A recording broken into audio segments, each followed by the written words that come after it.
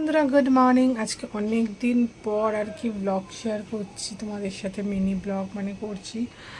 আর মাথার অবস্থা দেখো পুরো, মানে কালকে শ্যাম্পু করলেই পরের দিন পুরো ঘামে চ্যাপচ্যাপ করছে, পুরো দিকে ভেজা। তো এখন এই সকালবেলা উঠে ব্রেকফাস্ট করা হয়ে গেছে, হয়ে গিয়ে এখন হচ্ছে রান্নার প্রসেসে যাচ্ছি। তো কী কী রান্না হবে চলো তোমাদের আজকে দেখাই। দেখো রয়েছে হচ্ছে পাবদা মাছ, এটাকে নুন হলুদ দিয়ে এখন তেল দিয়ে শুধু মাখিয়ে রাখবো।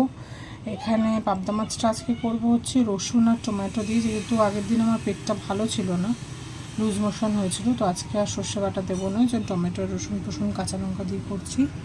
আর এদিকে রয়েছে সর্ষে বাটা, পটল আলু দিয়ে। এখন এই যে কিন্তু সর্ষে বাটা দিয়ে ভালো লাগে, বাট এটা পোস্ত দিয়ে আজকে করব, কারণ যেহেতু পেটটা খারাপ ছিল আজকে সর্ষে বাটা কিছুই করব না, পোস্ত দিয়ে এটা করব। এটাও খেতে কিন্তু দারুণ হয়।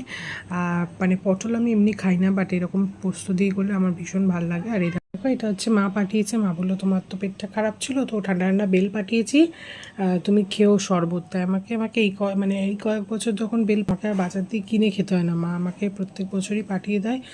তো একটা বেলও ফাটিয়ে দিয়ে গেছে, বলছে আমি ফাটিয়ে দিয়েছি, নাহলে তুমি খাবা না, মনেও থাকবে না, ওই জন্য ফাটিয়ে দিয়ে গেছিলো। এই দেখো বেলটা কতটা সুন্দর, মানে এটাই হয় যে একদম ন্যাচারাল, যে ফ্রেশ একদম যে জিনিসটা পাওয়া যাচ্ছে। এই দেখো, আর তারপরে চলে এসেছি খেতে।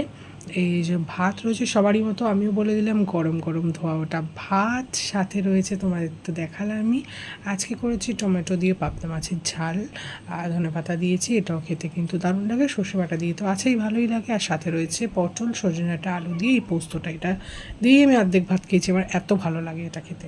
তো এই দেখো, তারপরে একটু শুয়েছিলাম, শুয়ে টুয়ে বিকেলের দিকে 4টের দিকে উঠে এই যে বেলটা দেখো কতটা ফ্রেশ, কতটা সুন্দর, মানে খুব ভালো লাগে আর কি। তো এই যে এখন বেলের শরবত করে খেয়ে নেব।